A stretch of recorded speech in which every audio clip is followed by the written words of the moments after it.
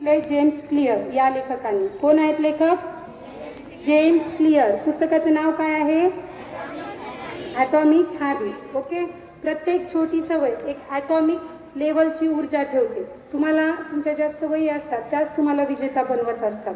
बरोबर आहे. तर जी एका कमजोर व्यक्तीला, तुमची जर चांगली सवय असेल तर ती एका कमजोर व्यक्तीला यशस्वी विजेता बनवू शकते. त्याच्याच बरोबर साधारण व्यक्तीला एक्स्ट्रा ऑर्डिनरी पर्सन सुद्धा बनवू शकते.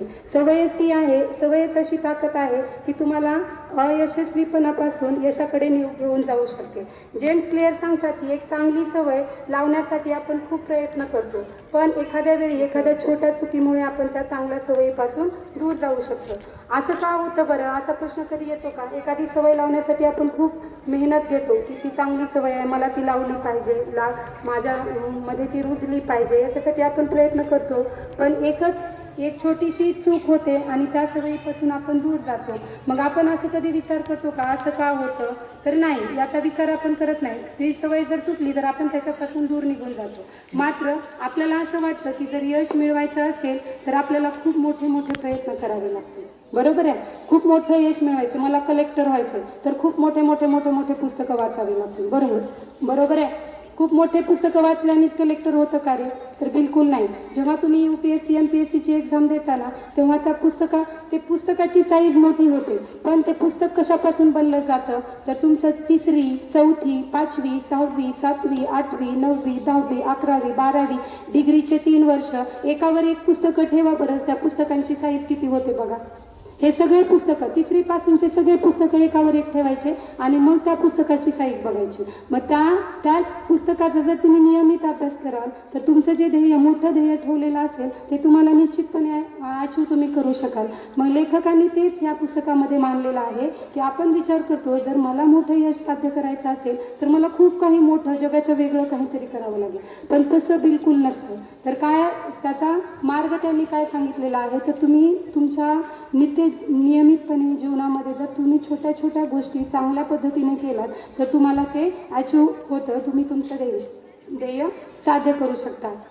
बघा, मोठ्या गोष्टी कराव्या लागतात हे नाही. तर मला असं वाटतं की जर असं म्हटलं की हे जे मोठे यश आहे किंवा बदल आहे तो कधीही मोठ्या गोष्टीने येत नाही, तर तो येतो अगदी छोट्या छोट्या न दिसणाऱ्या पावलांनी. आणि ते पावलं म्हणजेच काय आहेत? तर तुमच्या छोट्या छोट्या चांगल्या सवयी आहेत. जेम्स क्लिअर यांचं हे पुस्तक आपल्याला या छोट्या छोट्या सवयीबद्दल मार्गदर्शक करतं. मी आता तुम्हाला विचारलं होतं ॲटम या शब्दाचा अर्थ तुम्हाला नाही सांगता आला. अणु आणि रेणू ह्या कन्सेप्ट पण तुम्ही अभ्यासलेल्या आहेत. अणु म्हणजे काय कोणाला सांगता येतं? मराठीत त्याला अणु असं म्हटलं जातं. बघा, ॲटम याचा अर्थ काय आहे की अशी गोष्ट की ज्याचं आपण विभाजन करू शकत नाही, कधीच त्याला तोडू शकत नाही, 2 भाग करू शकत नाही किंवा त्याला तोडू शकत नाही. आणि दुसरा अर्थ काय होतो? तर तुम्ही ॲटम बॉम्ब म्हणता बघा. बरोबर आहे. त्याला ॲटम बॉम्ब का नाव पडलं असेल? का पडलं असेल? कुणी विचार केलाय का या गोष्टीवर कधी? सांगता येईल कोणाला? जर तो पडला इथं काय होईल?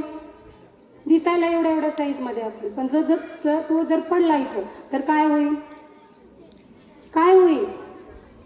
अरे बोला ना. स्फोट होईल. म्हणजे त्या छोट्याशा गोष्टीमध्ये म्हणजे ऊर्जेचा इतका मोठा साठा असतो की तो जवळपासचं सगळं उद्ध्वस्त करू शकतो. आणि ती जर चांगली असेल तर आपलं भविष्य सुद्धा बदलू शकतो. म्हणजे ॲटम याचा मिनिंगच काय आहे की ज्या गोष्टीचं आपण खंडन करू शकत नाही, त्याला तोडू शकत नाही, त्याचं विभाजन करू शकत नाही, किंवा असा घटक की त्याच्यामध्ये ऊर्जेचा किंवा शक्तीचा असा प्रचंड साठा असतो. आणि हॅबिट म्हणजे काय? सवयी. बरोबर आहे. सवय कशी असते की आपल्या नकळतपणाने ती होते. कुठल्याही परिस्थितीत आपण आपल्या नकळत आपण जी एखादी गोष्ट करतो ती आपली सवय असते. आणि त्याच गोष्ट आपल्याला लेखकांनी या ॲटॉमिक हॅबिट्स या पुस्तकातून सांगितलेली आहे. मग हे पुस्तक कोणासाठी असेल बरं? प्रत्येकाला वाटतं, ते सांगितल्यानंतर प्रत्येकाला वाटेल वाचावं, कारण प्रत्येकाला आपल्या भविष्यात अयशस्वी कोणालाच व्हायचं नसतं. प्रत्येकाला आपल्या भविष्यामध्ये यशस्वी व्हायचं असतं. आणि ज्या कोणाला यशस्वी व्हायचं आहे त्या प्रत्येकासाठी हे पुस्तक आहे. ज्यांना आपल्या जीवनात यशाच्या शिखरावर पोहोचायचं आहे, जे लोक आपल्या सवयीविषयी जाणून घेऊ इच्छितात, खराब सवयी घालून चांगल्या सवयी लावून घेऊ इच्छितात आणि त्या छोट्या छोट्या सवयीपासून आपल्या भविष्यामध्ये ज्यांना कोणाला मोठा बदल घडवून आणायचा आहे आणि चांगलाच बदल घडवून आणायचा आहे त्या प्रत्येकासाठी लेखकांनी हे पुस्तक लिहिलेलं आहे. बघा, याचं उदाहरण देताना लेखक म्हणतात की चांगल्या सवयी आपल्याला कशा पद्धतीने घडवू शकतात आणि वाईट सवयी आपल्याला कशा पद्धतीनं बिघडवू शकतात. समजा विमान सगळ्यांना माहिती आहे, विमानाचं उड्डाण होते वेळी त्याची लँडिंग कुठे करायची ते ठरलेलं असतं, बरोबर आहे. त्यानुसार त्या विमानाच्या उड्डाणाची सेटिंग केलेली असते. मग समजा पायलटच्या जर मनात असं आलं, आता आपल्याला काय करायचं आहे की इथं हे लेखक फॉरेनचे असल्यामुळे त्यांनी हे दिलेलं आहे, न्यूयॉर्क आणि वॉशिंग्टनचं उदाहरण दिलेलं आहे. तर पायलटनं काय केलं, उड्डाणाच्या वेळी त्या विमानाचं जे समोरचं टोक असतो, जे कोन असतो, अँगल असतो, तो 1 अंशामध्ये बदलला. किती अंशामध्ये? प्रोटेक्टर माहिती आहे सगळ्यांना, त्याच्यावर 0 ते 1 डिग्री किती अंतर असतं? ऑब्झर्व केलं प्रोटेक्टर सर्वांनी? कंपास बॉक्स मधलं प्रोटेक्टर कोण मापक सगळ्यांनी ऑब्झर्व केलंय? 0 डिग्री ते 1 डिग्री किती डिस्टन्स असतं? किती असतं? खूप मोठं असतं का? 0 to 1 किती असतं? अगदी क्षुल्लक आपल्या नजरेतून, म्हणजे ते प्रोटेक्टरवर आहे तर आपण पाहू शकतो, पण आपण जर डेली लाईफमध्ये पाहिलं तर ते आपल्याला लक्षात सुद्धा येणार नाही. 1 अंशाने जर आपण रेष वाकडी केली तर म्हणजे ते नकळत आपल्याला नजरेतून चुकून जाईल. आणि जर त्या पायलटनी 1 अंशाने त्या विमानाची सेटिंग बदलली तर त्यांनी जर न्यूयॉर्कवरून उड्डाण केलेलं असेल तर ते, आणि त्याला म्हणजे वॉशिंग्टनला पोहोचायचं असेल तर ते वॉशिंग्टनला न पोहोचता कुठे पोहोचेल? दुसरीकडेच, म्हणजे जे लँडिंग आहे ते त्याला अपेक्षित असलेल्या ठिकाणी होईल का? नाही होणार. का बरं? तर 1 अंशाचा बदल जो की सुरुवातीला नजरेत न दिसणारा होता तो लँडिंगच्या वेळी इतका असेल की त्याच्यातलं अंतर त्यांनी दिलेलं आहे 230 मैल, म्हणजे जवळपास 370 किलोमीटरचा फरक लँडिंगच्या वेळी त्या विमानामध्ये पडलेला असेल. किती अंशामध्ये विमानाचा कोन बदलला होता? 1 अंशामध्ये. पण लँडिंगच्या वेळी डिफरन्स कितीचा आला? 370 किलोमीटर. म्हणजे असंच याच पद्धतीनं ज्या चांगल्या सवयी असतात आपल्या छोट्या छोट्या, ज्या की आपल्याला लक्षात येत नाहीत, पण अंतिमतः त्याचं फळ इतकं असतं की ते अचानक इतकं मोठं फळ देऊन जातं की तुम्ही त्याची अपेक्षा सुद्धा करू शकत नाही. त्याच्यामुळं जी सवय आपण जोपासतोय त्याच्यासाठी सतर्क राहणं अत्यंत महत्त्वाचं आहे, असं लेखकांनी इथं सांगितलेलं आहे. त्याच्यानंतर बघा, आपण विचार करतो की मोठ्या यशासाठी मोठे प्रयत्न करावे लागतात, पण हे मोठे प्रयत्न छोट्या छोट्या पायऱ्यांनीच बनलेले असतात. आपल्याला एकदम मोठं यश हवं असतं, परीक्षा आली की परीक्षेत पहिला नंबर यावा वाटतो, पण ते तसं होत नाही कारण आपण नियमित अभ्यास करत नाही. मग त्याच्यासाठी काय गरज असतं तर कन्सिस्टन्सी म्हणजे सातत्य. आपल्या जर कुठल्याही गोष्टीमध्ये सातत्य असेल तर तुम्ही जे तुमचं ध्येय ठरवलेलं आहे त्याच्यापर्यंत तुम्ही पोहोचू शकता. बघा, तुम्ही जर टार्गेट ठरवलं की तुमच्या भविष्यामध्ये तुम्हाला एकदम फिट पर्सन बनायचं आहे, तंदुरुस्त बनायचं आहे, बरोबर आहे, तर मग फिट बनण्यासाठी तुम्हाला काय करावं लागेल? नियमितपणाने थोडा वेळा का होईना व्यायाम करावा लागेल, प्राणायाम करावे लागतील, तर तुम्ही तुमच्या भविष्यामध्ये एकदम फिट बनाल, आजारापासून दूर राहाल. आणि तुम्ही जर दोन व्यक्ती आहेत, एक नियमितपणाने 10 मिनिटं व्यायाम करतो आणि एक व्यक्ती आहे की नियमितपणाने फास्ट फूड खातो. दोघांची सवय आहे, एकाची सवय काय आहे? फास्ट फूड खाणं. जास्त नाही, एकच समोसा म्हणा, एकच वडापाव म्हणा, किंवा एकच स्लाईस म्हणा पिझ्झाचा, एकच खातो, जास्त खात नाही. आणि दुसरी व्यक्ती आहे ती दररोज नियमित 5 मिनिटं प्राणायाम करते किंवा 5 मिनिटं तो वॉकिंग करतो, जास्त नाही करत. मग दोघांची सवय आहे, पण 4-5 वर्षानंतर बघा त्याचा परिणाम त्या व्यक्तीच्या आरोग्यावरती तुम्हाला निश्चितपणाने जाणवलेला दिसत असेल. कारण जो नियमितपणाने व्यायाम करतो तो त्याच्या भविष्यामध्ये फिट होतो, पण जो नियमितपणाने फास्ट फूड खातो त्याचं काय असेल? आरोग्य कसं झालेलं असेल? त्याला जुने कपडे येतील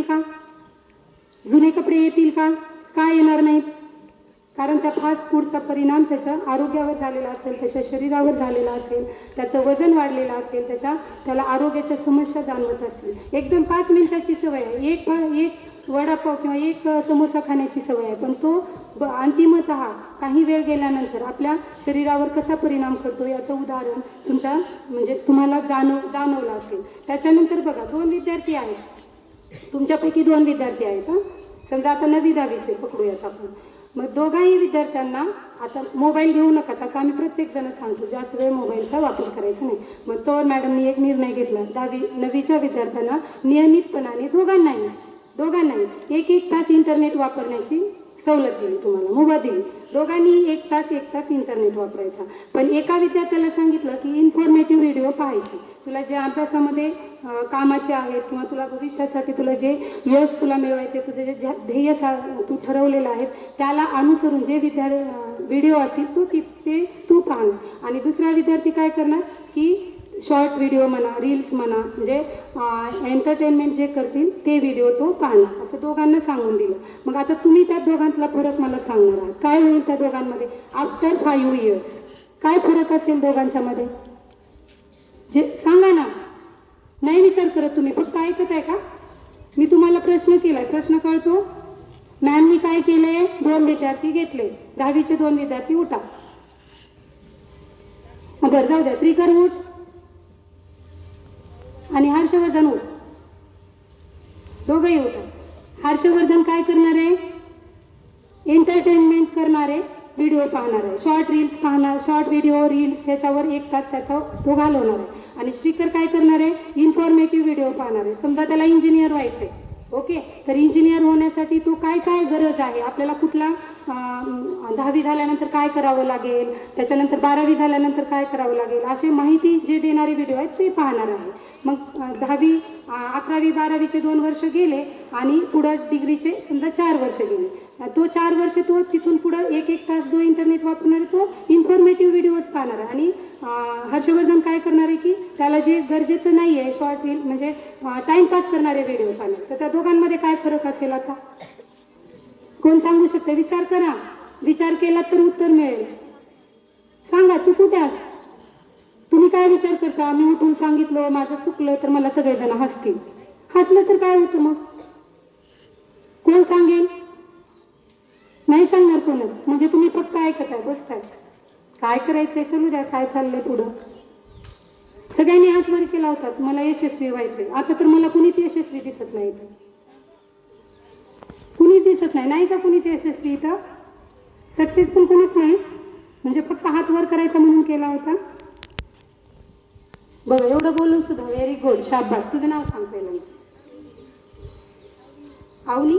आवनीसाठी एकदा क्लॅप, कारण तिला छोटी असेल. बघा इकडे तुमचा इगो होत होतो, इगो जसं जसं मोठे होत जाताल ना, मला हसतील, मला काहीतरी म्हणतील, मग माझा अपमान होईल, ह्या गोष्टी तुमच्या डोक्यामध्ये येतात. तिला काही नाही वाटलं, ती उठली बिनधास्त सांगते. सांग बाळा.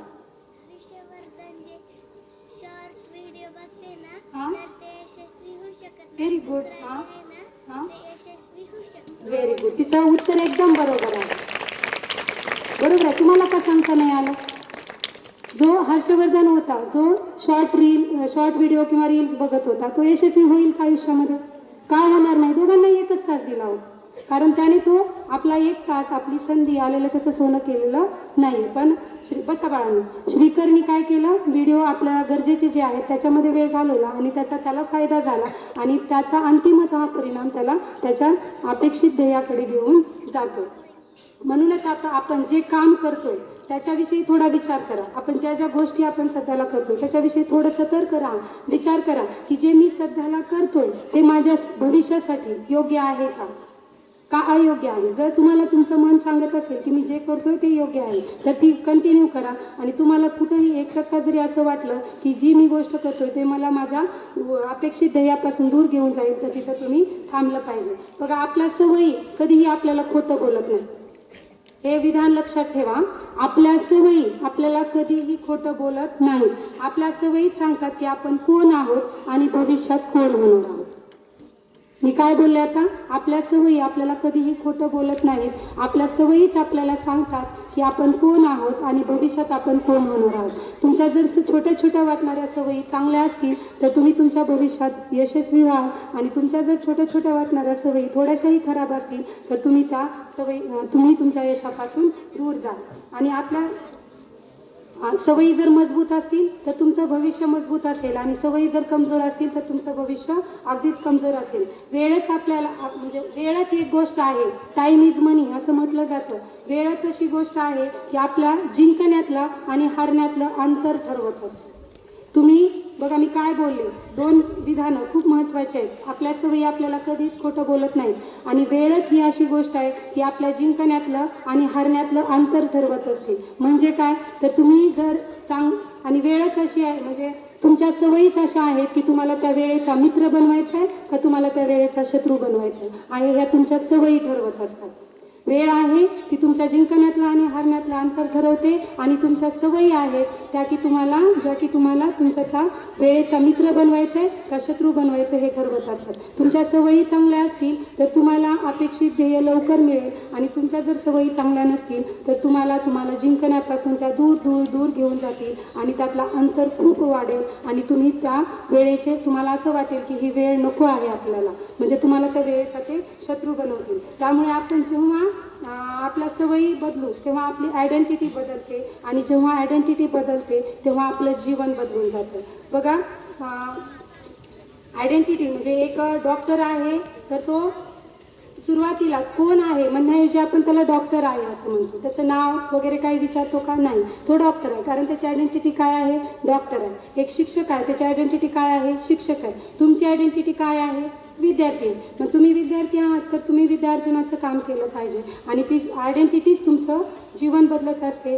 सवयी ज्या आहेत ना त्या दुधारी तलवारीप्रमाणे असतात. 2 धार असणारी तलवार म्हणजे इकडून दोन्ही बाजूनी चालते, इकडून पण हात लावा कट होतो, इकडून पण हात लावा कट होतो. पण एका बाजूने म्हणजे जर चांगली सवय असेल तर तुमच्या पर्सनॅलिटीला ते चांगलं वळण देते, चांगला आकार देते, डेव्हलप करते आणि तुमची जर वाईट सवय असेल तर तुमची पर्सनॅलिटी ती खराब करते किंवा समाजात तुम्हाला मान्यता मिळत नाही. म्हणूनच लेखकांनी पहिला घटक इथं सांगितला आहे, tiny changes make a big difference. म्हणजे छोटे छोटे बदल हे आपल्या आयुष्यामध्ये खूप मोठा बदल घडवून आणतात, जे की आपल्याला दिसत पण नाही. समजा तुम्ही असं ठरवलं की एकदम 100% तुम्ही बदला, म्हणलं तर शक्य आहे का कुणाला? आज जर मी सांगितलं समजा की मला तू खूप खोड्या करतोय, तुझ्या उद्या सगळ्या खोड्या बंद झाल्या पाहिजे, तुझ्यामध्ये मला उद्याच्या उद्या 100% बदल दिसला पाहिजे. शक्य आहे का? मग 100% बदल तुम्ही ठरवलात मला उद्याला 100% बदलायचं आहे, शक्य आहे का? नाही. पण तुम्ही जर असं ठरवलात की नाही मी खोडा करतोय ना, मॅम मला असं म्हणलात ना, तर मला दररोज 1% माझ्यामध्ये इम्प्रूव्हमेंट करायची, एक खोडी माझी कमी करायची आहे, एक घटक मला वाचायचा आहे, तर काय होईल? ते शक्य होईल. म्हणजे छोटासा वाटणारा तुम्ही जर स्वतःमध्ये 1% बदल करत गेलात तर वर्षाच्या अखेर तुमच्यामध्ये तुम्ही 37% म्हणत नाही मी, 1% दररोज जर पॉझिटिव्ह चेंज होत गेला तर वर्षाअखेर तुमच्या पर्सनॅलिटीमध्ये 37% फरक पडलेला असतो. 37%. 100 दिवसामध्ये 100%, 100%च्या पण वर तुम्ही जाता म्हणजे तुमची पर्सनॅलिटी खूप चेंज होते. बघा बांबूच्या झाडाचं खूप छान उदाहरण लेखकांनी इथं दिलेलं आहे. बांबूची लागवड जेव्हा केली जाते ते उगवून येण्यासाठी खूप मोठा कालावधी लागतो, वर त्याचं रोपटं दिसत नाही. म्हणजे लागवड केल्यानंतर ते रोपटं लगेच उगवून वर येत नाही, 5 वर्षाचा कालावधी लागतो असं त्यांनी सांगितलेलं आहे. पण 5 वर्ष ते कुठं वाढतं तर जमिनीच्या आतमध्ये वाढतं. बांबूचं झाड 5 वर्ष कुठं वाढतं? जमिनीच्या आतमध्ये वाढतं आणि जेव्हा त्याचा अंकुर जमिनीवर येतो तेव्हा ते एका आठवड्याच्या आतमध्ये 90 फुटाची उंची गाठतं. म्हणजे फक्त वरची ग्रोथ पाहतात त्या झाडाची, काय म्हणते मी, फक्त जमिनीच्या वरची ग्रोथ पाहतात, त्यांना काय वाटतं अरे हे किती अचानक घडलेलं आहे, म्हणजे अचानक झालेला बदल त्यांना दिसतो. पण त्याच्या आधी त्या रोपट्यानं जमिनीच्या आतमध्ये आपले मुळं पक्के केलेले ते दुर्लक्षित करतात. त्याच्याच बरोबर बघा आपण आपला पाण्याचा उत्कलनांक किती आहे? पाण्याचा उत्कलनांक, गोठणांक आणि उत्कलनांक 2 गोष्टी असतात. तुम्ही सांगू शकता पण तुम्हाला सांगायचं नाही.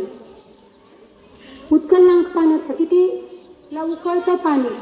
हां, very good, 100 degree Celsius. Okay, बरोबर आहे. मग फक्त 100 डिग्री सेल्सिअसचाच विचार करून चालेल का? चालेल का? नाही. त्याच्या आधी काय करावं लागेल आपल्याला?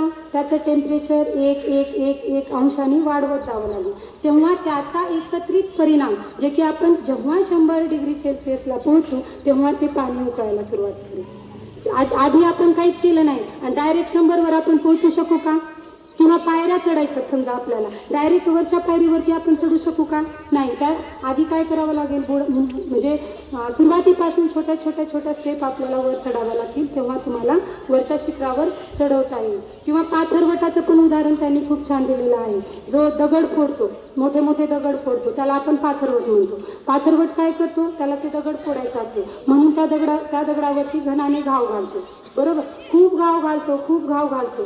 लेखकांनी इथं त्याचं उदाहरण का दिलेलं आहे की एखादी गोष्ट अपेक्षित वेळेत जर साध्य नाही झाली तर ते कुठे जातात? तर जिथं पाथरवट दगड फोडतात ना त्या ठिकाणी जाऊन थांबतात. का बरं थांबत असतील?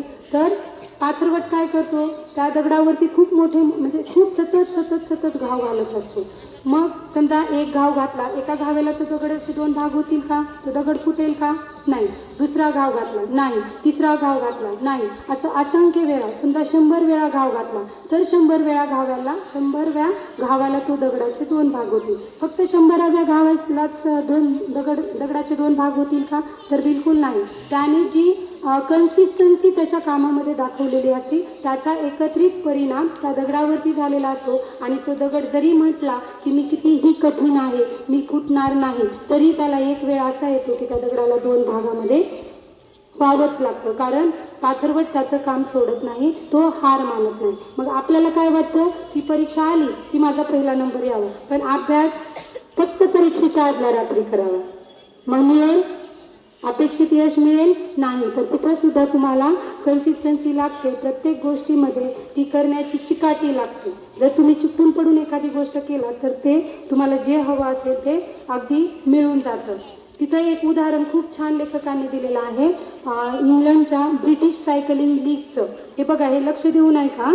मग ब्रिटिश सायकलिंग लीग जे असते ना ती जवळपास 100 वर्षापासून अयशस्वी ठरलेली असते. काय होतं? अयशस्वी म्हणजे कुठलंच मेडल त्या लीगने जिंकलेलं नसतं किंवा कुठलंच स्पर्धा त्या लीगने जिंकलेली नसती. आपल्यापेक्षा तिकडे सायकलिंगचं प्रमाण जास्त आहे. आलं लक्षात? म्हणून सायकल लीग जी आहे त्या लीगनं 100 वर्षामध्ये कुठलंच मेडल जिंकलेलं नसतं किंवा कुठली स्पर्धा जिंकलेली नसते. मग काय होतं? तिथं एक डेव ब्रेल्सफोर्ड यांची परफॉर्मन्स डायरेक्टरपदी त्या लीगच्या बाहेर काढायचा. इव्हन इतकं अपयश वाढलेलं असतं की तिथं जे सायकल विक्रेते दुकानदार असतात ना ते सुद्धा त्या खेळाडूंना सायकलची ॲडव्हर्टाईज सुद्धा करू देत नाही. का बरं? तर अयशस्वी खेळाडूंनी जर ॲडव्हर्टाईज केली तर आमच्या सायकल कुणीच घेणार नाही. तुम्ही जर आमच्या सायकलची ॲड केली तर तुम्ही तर एक पण स्पर्धा जिंकलेली नाही, एक पण मेडल आणलं नाही. मग लोक म्हणतील की हे तर अपयशी आहेत आणि ह्यांनी ॲड केलं, मग आम्ही जर ही सायकल घेतली तर आम्ही सुद्धा अयशस्वी होऊ, म्हणून ती सायकल सुद्धा कोणी घेणार नाही. म्हणून त्यांना ॲडव्हर्टाईज करायची सुद्धा परमिशन नव्हती. मग त्या व्यक्तीने जे डेव ब्रेल्सफोर्ड होते त्यांनी ती जिम्मेदारी स्वीकारली आणि काय केलं बघा, एकदमच यश मी आता जिंकून दाखवणार आहे असं ठरवलं का? नाही. तर आपण सुरुवातीला त्यांनी त्या सायकलची रचना काय आहे त्याच्याकडे लक्ष दिलं आणि रचना केल्यानंतर त्यांनी जी सीट असते सायकलवर बसण्यासाठीची ती सीट बदलली. कशी सीट बनवली? तर जे सायकल स्वार त्या सायकलवरती स्वार होणार आहेत त्यांना कितीही डिस्टन्स गेलं तर आराम वाटावा, त्यांना त्रास होणार नाही, अशा पद्धतीनं त्या सायकलची सीट तयार करण्यात आली. त्याच्यानंतर त्यांनी त्या सायकलचे टायर बदलले. टायर कसे बनवले? जे की जमिनीला ग्रीप करू शकतील, स्लिप होणार नाही, ग्रीप करतील. त्याच्यासाठी त्यांनी त्या सायकलची टायर बदलले आणि त्या टायरवरती अल्कोहोलची मात्रा चोळण्यात आली. अल्कोहोल चोळल्यामुळं काय होतं म्हणे की ते टायर ग्रीप करतं, म्हणजे जमिनीला ग्रीप करतं. त्याच्यानंतर त्यांनी काय केलं? एवढंच नाही तर जे ट्रॅक सूट वापरून ते सायकलिंग करणार आहेत त्या ट्रॅक सूटचा सुद्धा त्यांनी अभ्यास केला. कारण सायकलिंग केल्यानंतर मसल ॲक्टिव्ह होतात आणि मसल ॲक्टिव्ह झाल्यानंतर बॉडीचं टेम्परेचर वाढलेलं असतं. मग ते बॉडी टेम्परेचर जे कापड मेंटेन करेल त्या कापडापासून त्यांनी त्या सायकलिंग करणाऱ्यांचे ट्रॅक सूट बनवले. एवढंच नाही तर त्याच्याही पुढं जाऊन त्यांनी आजारापासून दूर राहतील, त्यांना सर्दी ताप अशा गोष्टी जे छोटे छोटे आजार आहेत होणार आहेत ते होणार नाही याच्यासाठी त्यांना हँड वॉश करण्याची ट्रेनिंग दिलं त्यांना. कसे हँड वॉश करायचे जेणेकरून की तुम्हाला कुठल्याही आजारापासून दूर जाल. त्याच्या पुढे जाऊन सायकलिंगसाठी जो योग्य व्यायाम आहे त्याचं शेड्यूल त्यांना बनवून दिलं आणि सायकलिंग करून आल्यानंतर बॉडीला रिलॅक्सेशन मिळावं, मसल रिलॅक्स व्हावं, त्याच्यामुळं त्यांच्या बॉडीचा मसाज करण्यासाठी लागणाऱ्या वापरण्यात येणाऱ्या तेलाचा सुद्धा त्यांनी अभ्यास केला होता. तेल अशा पद्धतीने बनवलं की जे पेन त्यांच्या मसल्समध्ये होणार आहे त्या ज्या गोष्टीमुळे मसाजमुळे आराम मिळणार आहे, कुठले कंटेंट त्या तेलामध्ये टाकल्यामुळे त्यांचे मसल्स रिलॅक्सेशन होईल, अशा कंटेंटचा वापर करून त्यांनी मसाज करण्याचं ऑइल बनवलं. एवढंच नाही, त्यांनी त्या म्हणजे सायकलिंग करणाऱ्या म्हणजे जेथे ते सायकलिंग करणार आहेत आणि तिथल्या वाऱ्याचा परिणाम त्या सायकल स्वारावर काय होतो, त्या वाऱ्याचा सुद्धा त्यांनी अभ्यास केला. म्हणजे या दिशेनं वारा आहे तर त्यांच्या स्पीडवर कसा परिणाम होतो, या दिशेनं आहे मग त्या सायकलच्या मेटलवरती कुठला परिणाम होतो, त्या छोट्या छोट्या गोष्टीचा परिणाम त्यांनी अभ्यासला आणि त्या पद्धतीनं त्या सायकलची आणि त्या सायकल स्वारांची त्यांनी योजना केलेली होती. एवढंच नाही, आपण विचारसुद्धा करू शकणार नाही की जेव्हा त्यांनी प्रॅक्टिस करून येतील, सायकलिंग करून येतील, तेव्हा त्यांची बॉडी काय झालेली असेल, थकलेली असेल, मसल थकलेले असतील, तेव्हा त्यांना पडला झोप लागावी, आराम वाटावं, या पद्धतीनं त्यांनी त्यांच्या गाड्यांची रचना केलेली होती. म्हणजे कुठून कुठेपर्यंत विचार केला बघा. इव्हन सायकलच्या सीटपासून, इव्हन टायरपासून, त्या वाऱ्यापासून, म्हणजे प्रत्येक गोष्टीचा अगदी छोटा अभ्यास करून त्यांनी त्याच्यामध्ये बदल करत गेला आणि त्यांनी जॉईन केल्यापासून अगदी 5 वर्षाच्या कालावधीत ऑलिम्पिकमध्ये 60% अधिक गोल्ड मेडल ह्या सायकलस्वारांनी जिंकलेले आहेत. जे की 100 वर्षामध्ये शक्य झालं नव्हतं, ते त्यांनी 5 वर्षामध्ये. एकदम आलं का, जॉईन केलं आणि मला 60% पदके मिळाली, हे शक्य आहे का? नाही. त्याच्यासाठी त्यांनी किती छोट्या ज्या की विचारसुद्धा केला जाणार नाही एवढ्या छोट्या पद्धतीमध्ये त्यांनी बदल केला आणि त्याचं एकत्रित यश म्हणजे 60%पेक्षा अधिक गोल्ड मेडल मिळवणं म्हणजे काही साधी गोष्ट आहे का? आहे का? नाही. हे एकंदरीत परिणाम कशाचा झाला की त्या छोट्या गोष्टींचा झाला आणि त्यांचं अंतिमतः फलश्रुती एकदम यशस्वी ठरली. म्हणून तुम्ही जर फक्त तुमच्या ध्येयावर लक्ष ठेवत असाल तर ते ध्येय तुम्हाला मिळेल, एक दिवस नक्की मिळेल, पण ते ध्येय मिळाल्यानंतर तुमचं मोटिवेशन संपेल आणि मोटिवेशन संपलं की मग तुम्ही परत आळशी बनाल. त्याच्यामुळं तुम्ही जे ध्येय ठरवताय त्या ध्येयापेक्षा तुम्ही जे ध्येय गाठण्यासाठी सिस्टीम ठरवताय, जी कार्यप्रणाली ठरवताय, त्याच्यावर लक्ष केंद्रित करणं खूप गरजेचं असतं. त्याच्यामुळे लेखकांनी म्हणजे आता कुठलीही गोष्ट आहे तुम्हाला जर हे मानावंच लागेल की तुमची ओळख आणि तुमच्या सवयीमुळेच होते. तुमच्या जर सवयी चांगल्या असतील तर तुमची ओळख चांगली व्यक्ती म्हणून होईल आणि तुमची जर सवय खराब असेल तर तुमची ओळख म्हणजे चांगली म्हणून कोणी करणार नाही. म्हणून स्वतःला सतत विचारत चला की माझ्या ध्येयाप्रती मी करत असणारी कार्यप्रणाली, माझी सिस्टीम बरोबर आहे का आणि ती मला भविष्यात कोठे घेऊन जाणार आहे. मग सवयी लावायची आहे तर सवय उगीच लागते का? तर बिलकुल नाही. त्याच्यासाठी तुम्हाला पहिल्यांदा क्लू मिळणं किंवा सिग्नल मिळणं गरजेचं असतं असं लेखक सांगतात. त्याच्यानंतर जर क्लू मिळाला तर त्याच्यावर तुम्ही तुमच्या मनामध्ये इच्छा म्हणजे क्रेविंग निर्माण होणं गरजेचं असतं आणि जर इच्छा निर्माण झाली तर तुम्ही त्याच्यावर ॲक्शन घेणं आणि ॲक्शन घेतल्यानंतर तुम्हाला रिवॉर्ड देणं सुद्धा गरजेचं असतं. उदाहरण द्यायचं झालं, समजा तुमच्या हातामध्ये किंवा तुमच्या बाजूला एखादा मोबाईल आहे आणि तो मोबाईल वाजला, बाजूला ठेवला, तुम्ही लक्ष माझ्याकडे, पण तुमच्या शेजारी एक मोबाईल ठेवलेला आहे आणि त्या मोबाईलची मेसेज टोन वाजलेली आहे. तुम्हाला तो क्लू मिळाला म्हणजे तुमच्या मनामध्ये संकेत मिळाला, तुमच्या मनामध्ये तुम्हाला काहीतरी सिग्नल मिळालं की मोबाईल वाजला, मेसेज टोन वाजली म्हणजे काहीतरी मेसेज आला. मग तुमच्या मनामध्ये साहजिकच इच्छा होईल, क्रेविंग होईल की नाही काय मेसेज आहे, काहीतरी आलं म्हणजे उघडून वाचलं पाहिजे, म्हणजे वाचण्याची इच्छा झाली. त्याच्यावर तुम्ही ॲक्शन काय घेतली की मोबाईल हातात घेतला आणि ओपन करून पाहिला.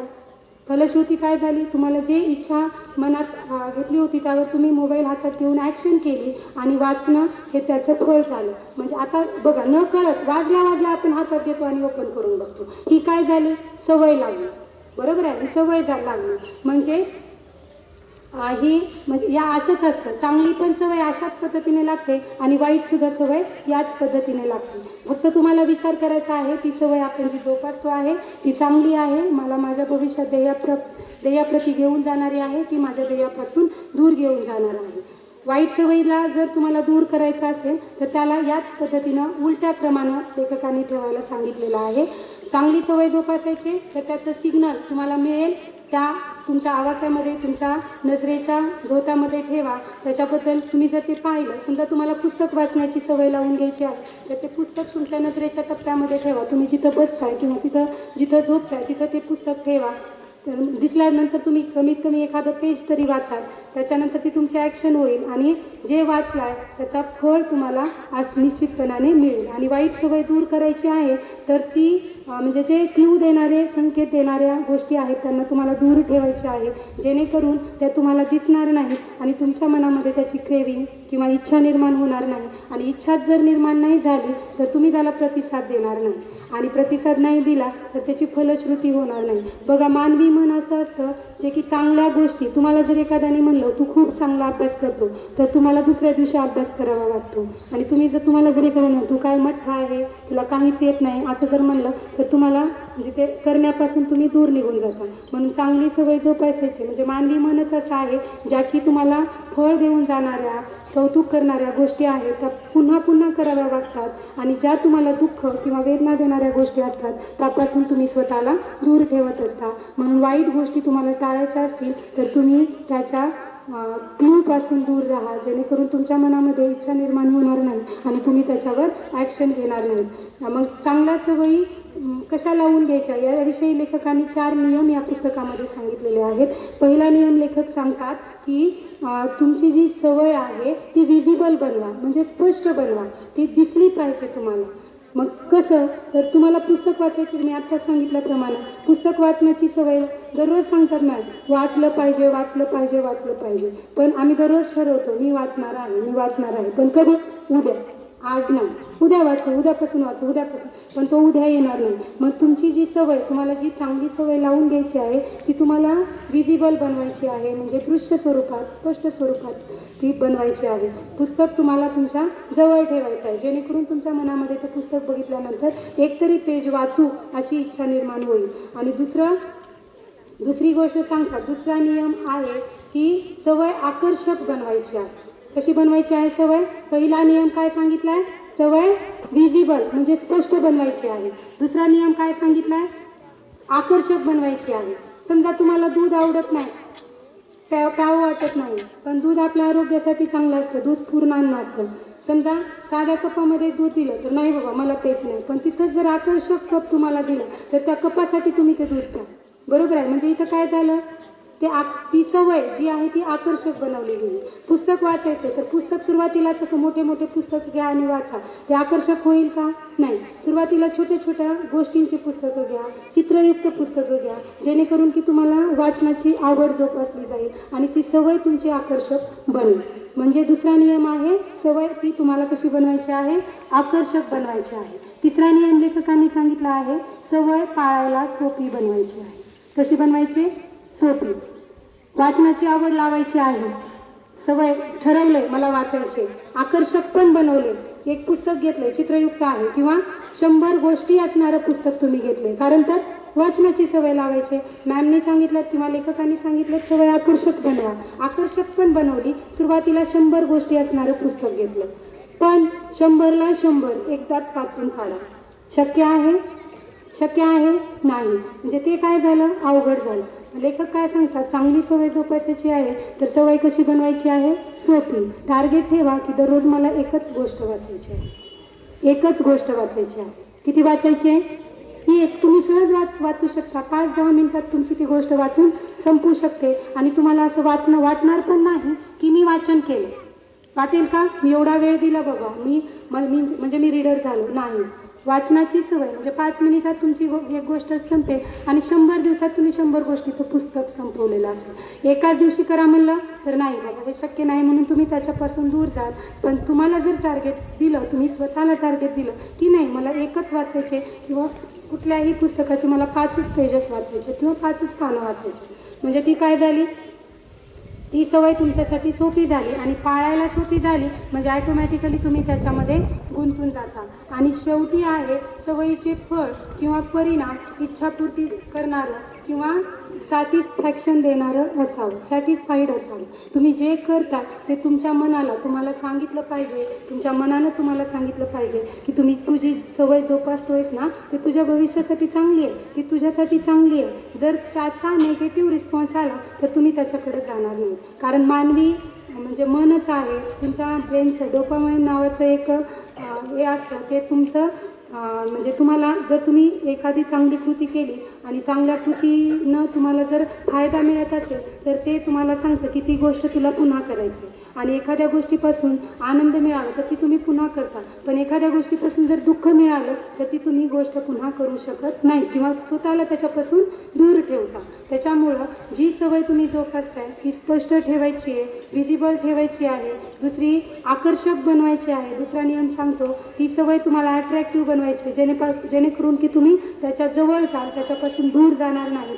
तिसरा नियम सांगतो की ती सवय तुम्हाला पाळायला सोपी बनली पाहिजे. तुम्हाला फिट बनायचे, पण जर सांगितलं ट्रेनरने, तुम्ही जिममध्ये जाताय आणि ट्रेनरने तुम्हाला सांगितलं की 1 तास इथं तुम्हाला वर्कआउट करायचं आहे, तर पहिल्याच दिवशी 1 तास तुम्ही करू शकाल का? दुसऱ्या दिवशी तुम्ही उठणारच नाही अंथरुणातून.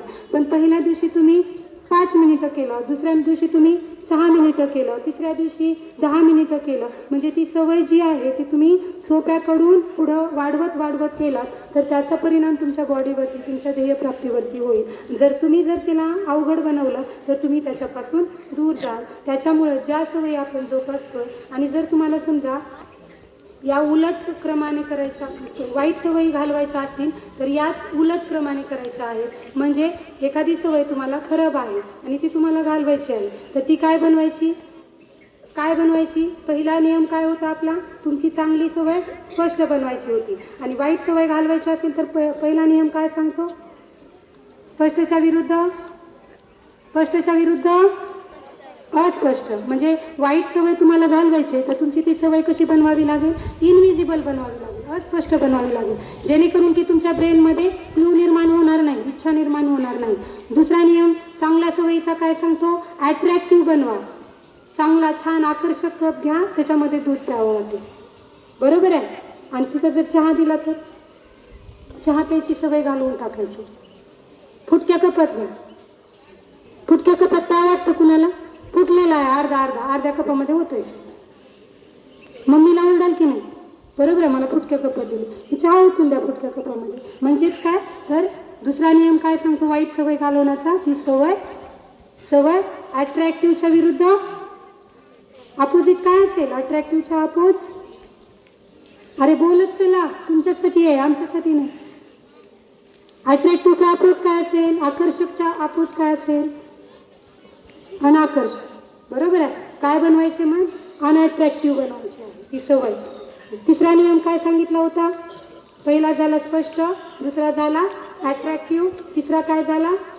सोपी. तिसरा काय म्हणलं होता? इझी बनवायची आहे चांगली सवय.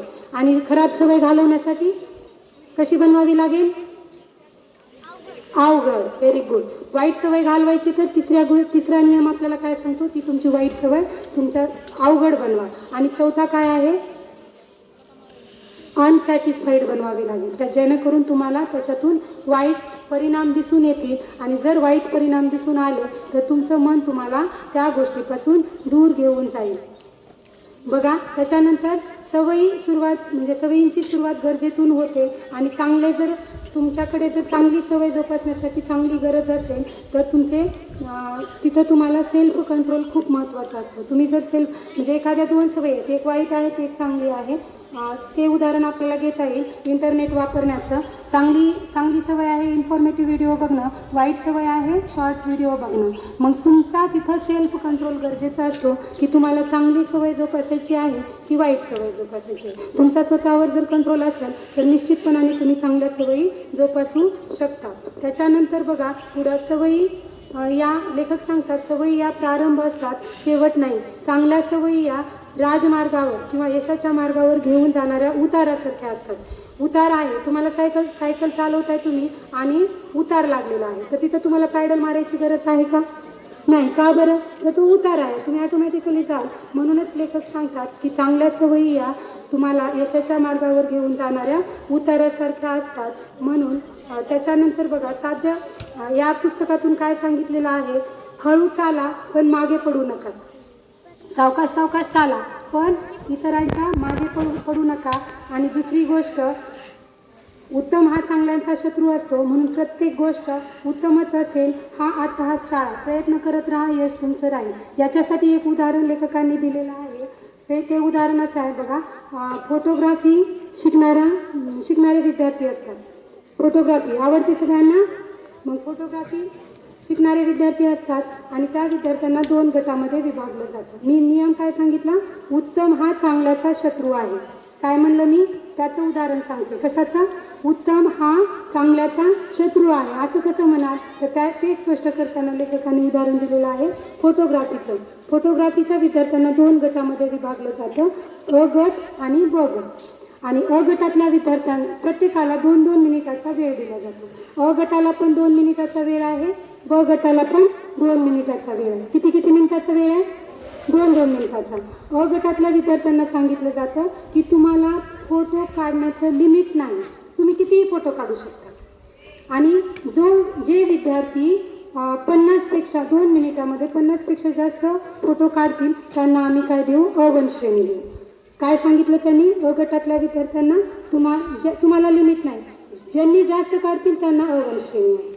आणि ब गटातल्या विद्यार्थ्यांना काय सांगितलं की तुमच्याकडं पण 2 मिनिटाचा वेळ आहे, पण आम्ही तुम्हाला अ1 श्रेणी कधी देऊ, तुमची फोटो उत्तम दर्जाची आली पाहिजे. ज्या विद्यार्थ्याची फोटो उत्तम दर्जाची येईल त्याला काय मिळणार आहे, अ1 श्रेणी मिळणार आहे. मग अ गटातल्या विद्यार्थ्यावर उत्तम किंवा उत्कृष्ट असण्याचं बंधन नव्हतं, त्याच्यामुळे पटपट त्यांनी फोटो काढत गेले, कारण त्यांना लिमिट नव्हतं, किती काढा, ज्यांनी जास्त काढणार आहे त्यांच्याकडून त्यांना अ1 मिळणार आहे, त्याच्यामुळे त्यांनी काढत गेले. पण ब गटातल्या विद्यार्थ्यांवर काय बंधन टाकण्यात आलं होतं की तुमचा फोटो उत्कृष्ट दर्जाचा आला पाहिजे. मग ते काय विचार करत बसले, मी या अँगलनं घेतला तर, माझ्या कॅमेऱ्याचा ब्राईटनेस वाढवला तर, हा अँगल बरोबर आहे का, या अँगलमधून कसा येईल फोटो, ब्राईटनेस कमी जास्त केला, ही पोज बरोबर आहे का.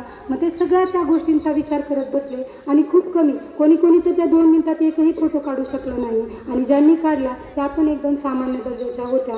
मात्र ज्या विद्यार्थ्यांवर उत्कृष्टतेचं बंधन नव्हतं, तुम्ही जी गोष्ट करताय ती उत्कृष्टच असावी असं बंधन नव्हतं, त्याच गटाकडून अगदी उत्तम दर्जाच्या उत्कृष्ट दर्जाच्या फोटो मिळत गेले. याच्यावरूनच काय सिद्ध होतं की तुम्ही करत राहा, कुठलीही गोष्ट असता तर प्रयत्न करत राहा, माझा केला जाणारा एफर्ट उत्कृष्ट असावा असं बंधन स्वतःवर टाकून घेऊ नका. जर तुम्ही करत गेलात तर तुम्हाला उत्कृष्टता, तुम्हाला चांगलेपणा आपोआप मिळत जाणार आहे. तुम्ही जर उत्कृष्टतेच्याच मागे लागलेला असाल तर तुम्ही साध्या गोष्टी पण करू शकणार नाही. त्याच्यामुळेच लेखक म्हणतात की उत्कृष्टता ही चांगल्याचा शत्रू आहे.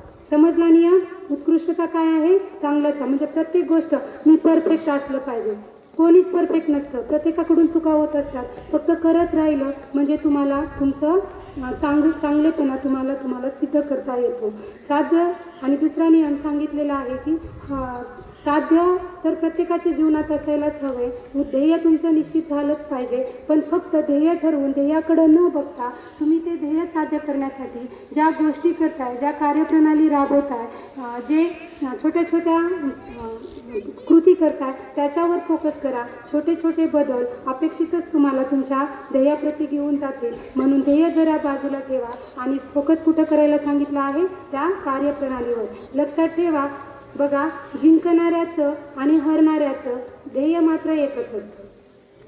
2 टीम फायनलमध्ये उतरतात, बरोबर आहे. किती टीम असतात फायनलमध्ये, कुठल्या पण. आता क्रिकेट 2029 म्हणजे फायनल झालं, 2 टीम होत्या, बरोबर आहे. त्या हरलेला कोण होता, न्यूझीलंड. जिंकणारा कोण होता, न्यूझीलंड. काही मैदानामध्ये मला हरायचं म्हणून उतरला होता का, बिलकुल नाही. इंडिया म्हणजे आपला भारत उतरला होता का हरायचंय म्हणून, नाही. म्हणजे तो हरला त्याचं पण ध्येय काय होतं, मला मॅच जिंकायचं. आणि जो जिंकला त्याचं पण ध्येय काय होतं, मला जिंकायचं. पण तोच जिंकतो, अंतिमतः तोच जिंकतो जो फक्त ध्येयावर लक्ष न ठेवता त्याच्या कार्यप्रणालीवर, त्याच्या सिस्टीमवर कार्य करतो तोच अंतिमतः यशस्वी होतो.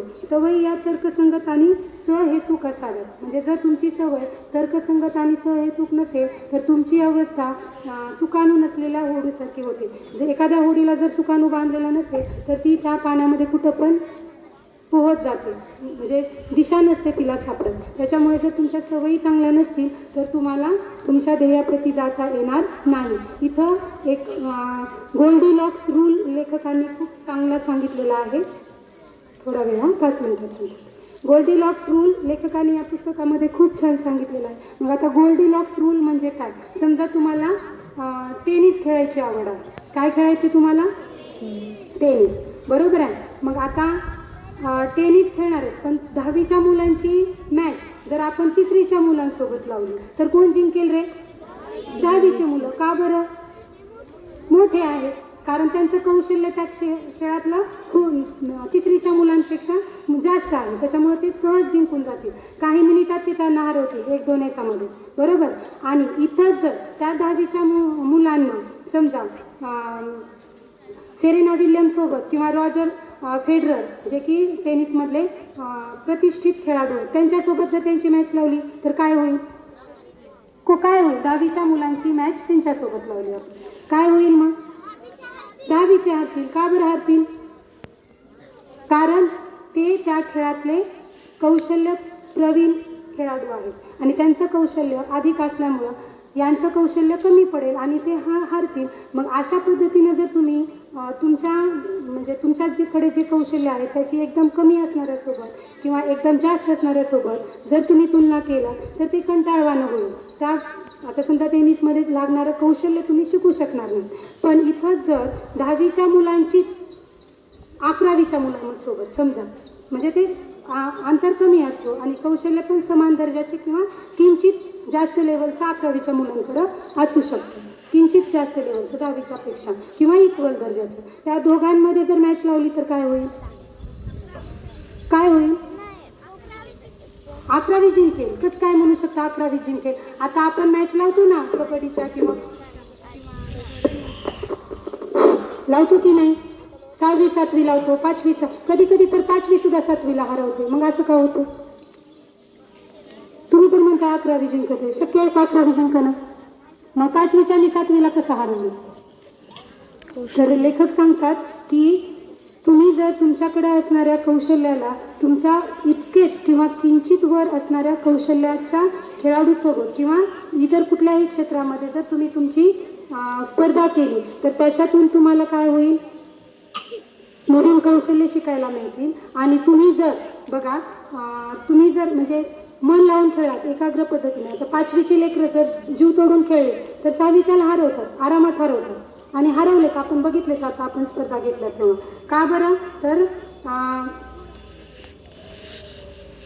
तुम्ही कसोटीनं खेळता, जिद्दीनं खेळता, चिकाटीनं खेळता, ध्येय फक्त विजयावर ठेवता. त्याच्यामुळे तुम्ही जिंकू शकता आणि त्या खेळातले छोटे छोटे कौशल्य पण तुम्ही शिकून घेऊ शकता. म्हणजेच हा गोल्डीलॉक्स रूल काय सांगतो? तर एकदम उत्तम दर्जाचं सोबत किंवा एकदम कमी दर्जासोबत तुमचं कॉम्पिटिशन तुम्ही ठेवू नका. तर तुमच्यापेक्षा किंचित जास्त असणाऱ्या किंवा तुमच्या इक्वल दर्जाच्या कौशल्यासोबत तुमचं कॉम्पिटिशन ठेवा, जेणेकरून की तुमच्यामध्ये बदल होईल आणि तुम्हाला त्याचा म्हणजे रिवॉर्ड मिळेल, की तुम्ही केल्याचं फळ मिळेल आणि तुमचा मेंदू तुम्हाला पुन्हा सांगेल की ही गोष्ट तुम्हाला परत करायची आहे.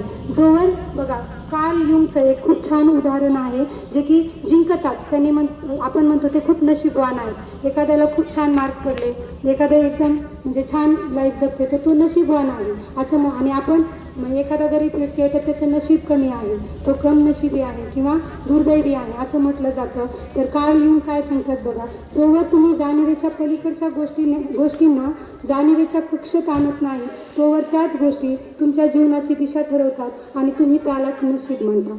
नशीब काही कोणी देवाने लिहून ठेवलेलं नसतं, तर ते तुमच्या कार्यावर घडत असतं. तेच लोक यशस्वी होतात जे जाणीवेने काम करतात, प्रत्येक दिवस स्वतःमध्ये 1% बदल करतात, प्रत्येक दिवस स्वतःच्या चांगल्या सवयीमध्ये वाढ करतात आणि तेच लोक शेवटी विजेता म्हणून आपल्यासमोर येतात. हे छोटे छोटे बदल तुमचं करिअर आणि जीवन यात परिवर्तन घडवणारे असतील. जर तुमच्याकडे वाईट सवयी असेल तर त्या तुम्हाला या सगळ्यांपासून दूर घेऊन जातील आणि तुमच्याकडे जर चांगल्या सवयी असतील तर तुम्हाला त्या यशाच्या शिखरावर घेऊन जातील. आणि हेच सांगणारे हे मनमोहक आणि व्यवहारिक पुस्तक तुम्हाला मार्गदर्शक ठरेल आणि तुमची चुकीची दिनचर्या सोडवण्यासाठी आणि चांगल्या सवयी जोपासण्यासाठी हे तुम्हाला मार्गदर्शन करेल. मग तुम्हाला चांगल्या सवयी जोपासायच्यात का वाईट सवयी जोपासायच्यात? आता लास्टचा प्रश्न आहे मला, कुणाकुणाला यशस्वी व्हायचंय हा पहिला प्रश्न होता, बरोबर आहे. यशस्वी तर सगळ्यांना व्हायचे, सगळ्यांनी हात वर केले होते. मग आता लास्टचा प्रश्न आहे, तुम्हाला चांगल्या सवयी जोपासायच्यात का वाईट सवयी जोपासायच्यात? चांगल्या सवयी जोपासल्या तर काय होणार आहे? पहिल्या प्रश्नाचं उत्तर तुम्हाला मिळणार आहे, काय आहे? यशस्वी होणार आहे. मग 4 नियम आणि 4 क्लू ज्यांनी जे की सांगितले आहेत ते किती जणांना आठवतात? पहिले 4 नियम सांगा, चांगल्या सवयी जोपासण्याचे 4 नियम. पहिला नियम काय होता? सवय कशी बनवायची? स्पष्ट. दुसरा नियम काय होता? अट्रॅक्टिव्ह. तिसरा नियम काय होता? सोपी. Very good. आणि चौथा काय होता? सॅटिस्फाईड. जर तुम्हाला असं नाही वाटलं मी जे केलंय ते चांगलं आहे तर तुमचं मन सांगेल का पुन्हा कर म्हणून? नाही. म्हणून तुम्ही जे करताय ते कसं असलं पाहिजे? सॅटिस्फाईड, समाधान देणारं असलं पाहिजे. लक्षात आलं सर्वांना?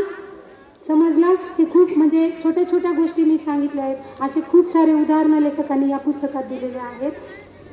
चला, तुम्हाला तुमच्या चांगल्या सवयी जोपासण्यासाठी आणि तुमच्या भविष्यासाठी खूप खूप खूप खूप शुभेच्छा. तुम्ही इथं बसलेले सर्वजणच यशाच्या शिखरावर पोहोचाल. दररोज 1% स्वतःमध्ये चांगला बदल करा. किती टक्का? 1%. सांगाल मला किती टक्का बदलणार आहात दररोज? 1%. छोटीशी सवय स्वतःला लावून देणार आहात, हो का नाही? छोटीशी एक सवय लावून जर घेतलात तर निश्चितपणे तुम्हाला तुमचं यश मिळेल आणि तुम्ही यशस्वी व्हाल. तुम्हाला तुमच्या भविष्याबद्दल आणि चांगल्या सवयीबद्दल शुभेच्छा देते आणि माझे निपट